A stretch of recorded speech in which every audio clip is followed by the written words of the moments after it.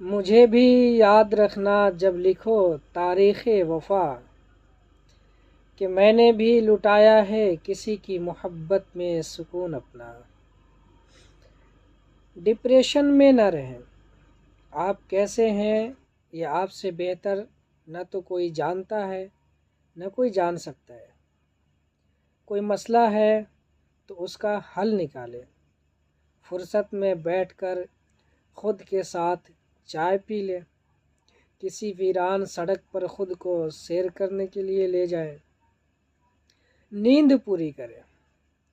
لکھنا چاہتے ہیں تو لکھیں، کھانا بنانا چاہتے ہیں تو کھانا بنا لیں، اور اگر نہیں بنا سکتے تو کسی پسند کے ہوٹل میں جا کر اپنی پسند کا کھانا کھا لیں۔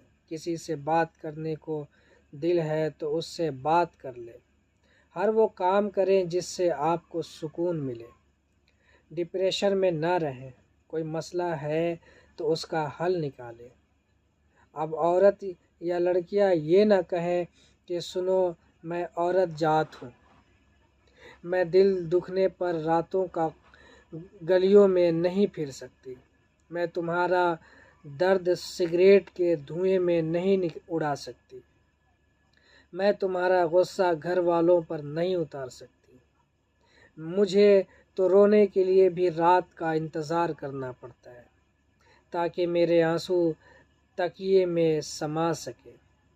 میرے اندر سب ٹوٹ رہا ہو پھر بھی مجھے سب سے ہنس کر بات کرنی ہوتی ہے۔ ہم لڑکیاں اپنی پسند نہیں بتا سکتی، وہ ہمارے ماں باپ کی عزت نہیں رہتی، یہاں تک کہ ہم اپنی مرضی سے مر بھی نہیں سکتے۔ ہم پر تب بھی یہ الزام لگا دیا جاتا ہے کہ بد کردار تھی، کچھ غلط کر کے مر گئی۔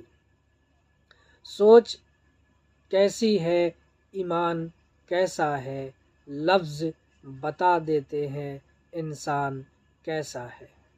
آپ نے اکثر دیکھا ہوگا کہ کچرے کے ڈھیر یا روڈ کے کنارے پر سویا ہوا کتا روڈ پر چلتی تیز رفتار گاڑی کے پیچھے کچھ فاصلے تک دوڑنا اور بھونکنا شروع کر دیتے ہیں۔ یہ کتے نہ ہی گاڑی میں بیٹھ سکتے ہیں اور نہ ہی وہ گاڑی چھین سکتے ہیں، بس ایسے ہی راستے پر چلنے والی گاڑیوں کے پیچھے دوڑنا اور بھونکنا ان کی عادت ہوتی ہے۔ بالکل اسی طرح زندگی کے سفر میں جب آپ کسی اونچے اور اعلیٰ مقصد کی منزل کی طرف رواں دواں ہوتے ہو تو کچھ ایسے ہی فطرت اور عادت سے مجبور لوگ آپ کے راستے میں بغیر کسی سبب رکاوٹ ڈالنے کی کوشش کرتے رہتے ہیں اور آپ پر تنقید اور طنز کرتے رہتے ہیں، اس لیے کہ جب بھی آپ کسی منزل کی طرف جانے لگو تو راہ میں بھونکنے والے کتے کو پتھر مار کر اپنا قیمتی وقت ضائع مت کریں اور اپنے اعلیٰ مقصد کی منزل کا سفر جاری رکھو۔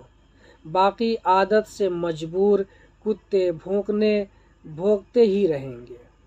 خوبصورت ہے وہ دل جو کسی کے درد کو سمجھے، وہ ہاتھ جو کسی کو مشکل وقت میں تھام لے، وہ سوچ کسی کے لیے اچھا سوچے۔